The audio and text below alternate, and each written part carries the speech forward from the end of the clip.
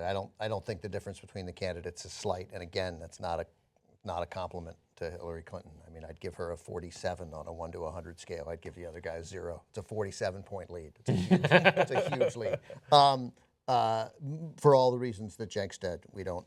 Here's what Barack Obama has appointed 329 judges in his 8 years. 268 district court judges, 55 judges to the Court of Appeals, 2 Supreme Court justices, 4 to the U.S. Court of International Trade. I don't know what that is either.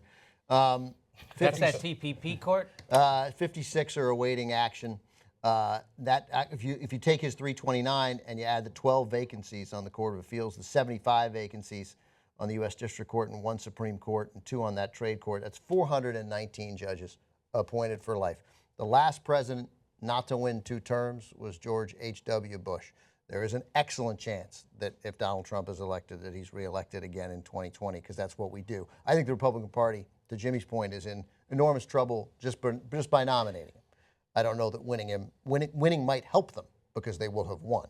And they're going to keep control of the House, and they're going to keep control of the Senate. Today is the likelihood of the Democrats taking control of the Senate was 12%.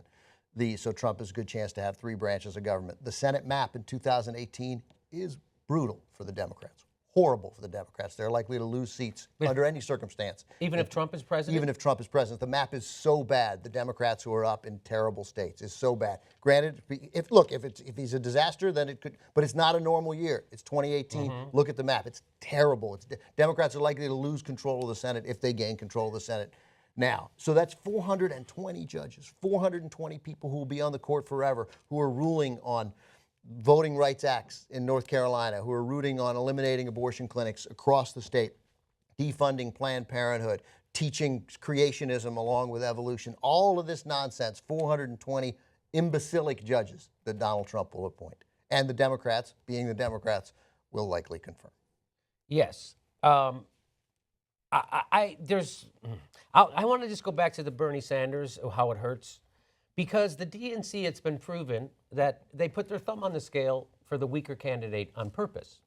And the reason why they did that is because they'd rather risk losing to Donald Trump and have a revolution in their own party. That's true. So now to have that guy who was screwed over to go out and stump for that same goddamn organization that just screwed him over and his wing of the party, it really kind of turns my stomach. Also, it's a bigger problem in our culture. That's why he needed a revolution. And this all started with Nixon when he was pardoned. Now we don't hold anybody accountable anymore. That's why we can have war crimes. Nobody gets accountable. We can have criminal bankers. Nobody's accountable. Right now, Debbie Wasserman Schultz had to resign from the DNC because she was corrupt and she got rewarded with a better job. So that's what people are upset about. And he's out there stumping for them. It smells. She didn't get rewarded with a better job, but she didn't get punished. She got another job for the president. She's working for the president. She got humiliated, but I hope she's working for the president. I hope she got humiliated. She's working for Clinton. She's working for Clinton. Which she kind of was before already. Right. Right. I don't think that. So Again, it's just a couple of slight. So why aren't people more upset with the Democratic National Committee for forcing a weaker candidate down our throats? Well, but Jimmy, they are. But what are you going to do about it? So I mean, you could get angry and then said, okay, then I'm going to vote for X or Y, and that makes Trump more likely to win. And that's, if you're living in a swing state, that's a reality, and you might be comfortable with that, but that is the reality. And then what have you accomplished? So you make a compelling case, and you said earlier about how you think Trump will be easier to defeat with a coalition, et cetera, if he's president. I don't want to take that chance. But if you're angry at the Democratic Party and you don't want Trump to win, then what do you do? So my point in that case is, yeah, we got put in a bad spot. You guys ever play poker? Sometimes you get a bad beat, right? Or you thought you had a good hand. Oh, God damn it, an improbable card turned up on the river. Well, you know what you do? You throw your goddamn cards in and you fight another day. You go to the next round. You go to the next hand. So in this case, we've got an election that sucks. And everybody knows it sucks. Hillary Clinton, we don't like her. I can't stand the Democratic Party. They can't stand me. So I'm not voting for her isn't yo, boy, change is coming. I know change isn't coming. And so we got a bad hand. We play the hand, then we fucking fight to overturn both parties. Yeah. Amendment. Yeah, there's also a fundamental disagreement on what those emails that the DNC showed. And I don't think it showed that they were, this goes to what, Cenk, you've been saying for years, which I now completely agree with, 100%, and I was wrong before. It doesn't show that they were afraid of a revolution and supported the weaker candidate. Because here, everybody accuses me of being part of the establishment. I do know these people. I don't know them. I know people who work for them. And to a person, they didn't think Bernie Sanders can win. So what it shows, because I now am certain Bernie Sanders would win, right? So what it shows was they're wrong. And they're wrong about a lot of stuff. And that wrongness is becoming apparent. We're winning. This argument, this is a 25 years of a progressive movement that is capturing more and more people. We don't continue this movement by letting the strongest, most dangerous strongman we've ever had have the presidency and the House and the Senate. We're winning. We have a much better chance of pressuring Hillary Clinton and relentlessly and running against her, for crying out loud, in 2020 if she doesn't achieve something close to what she says she's going to try to do.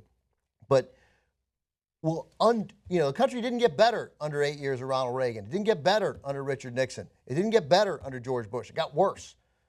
And Donald Trump is a whole different, scarier breed. And it is time that we stopped presuming that these insiders in Washington have their finger on the pulse of the country. It's taken me much longer than other people at this table to say that, but that is clearly true. They don't. This race would be over if Bernie Sanders was running. Over. The socialist. Over. The self-described. If someone else had run who didn't have that little baggage, which would have hurt him in some areas, no question. If someone else had run, if Elizabeth Warren had won, Elizabeth Warren should be up by 20 points. She'd a landslide. Landslide. So I don't think it's outrageous to take then the word of a guy with an unimpeachable record for honesty and integrity in public office, who didn't sound for a day or an hour like a politician that we're used to, who transcended modern politics even in a cynical world of Washington, D.C., that now all of a sudden we think what? I know you're not making this argument, but certainly some are. That now he's sold out? Bernie Sanders, yeah. Listen to that guy.